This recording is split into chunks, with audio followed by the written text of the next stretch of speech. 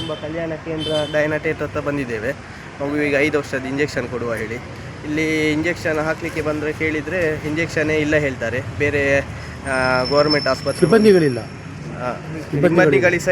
ಸಿಬ್ಬಂದಿಗಳು ಸಹ ಇಲ್ಲ, ಇಂಜೆಕ್ಷನ್ ಸಹ ಇಲ್ಲ ಹೇಳ್ತಾರೆ. ಹಾಗಾಗಿ ಈಗ ನಾವು ಬೇರೆ ಎಲ್ಲಿ ಆಸ್ಪತ್ರೆ ಹೋಗೋದಂತ ಗೊತ್ತಿಲ್ಲ. ಇವ್ರ ಹತ್ರ ಕೇಳಿದರೆ ಹೇಳ್ತಾರೆ ಬೇರೆ ಗೌರ್ಮೆಂಟ್ ಆಸ್ಪತ್ರೆ ಹೋಗಿ ಹೇಳ್ತಾರೆ.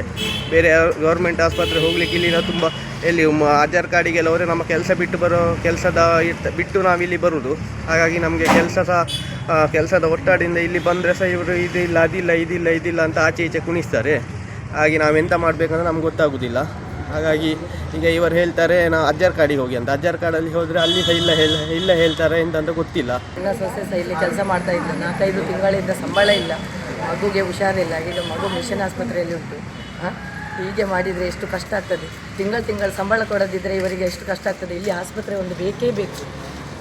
ಆಸ್ಪತ್ರೆ ಇಲ್ಲದಿದ್ದರೆ ಉಡುಪಿ ತನಕ ಹೋಗಬೇಕಲ್ಲ, ಇಲ್ಲಿಯವರಿಗೆಲ್ಲ ಎಲ್ಲಿ ಹೋಗಬೇಕು.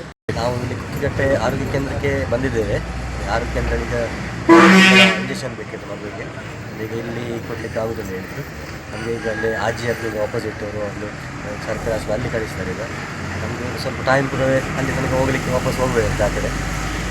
ಅದೇ ಸ್ವಲ್ಪ ಪ್ರಾಬ್ಲಮ್ ಇದೆ ಅಂತ ಏನಂತ ಗೊತ್ತಿಲ್ಲ, ಇಲ್ಲಿ ಕಳಿಸ್ತಾರೆ ನಮಗೆ.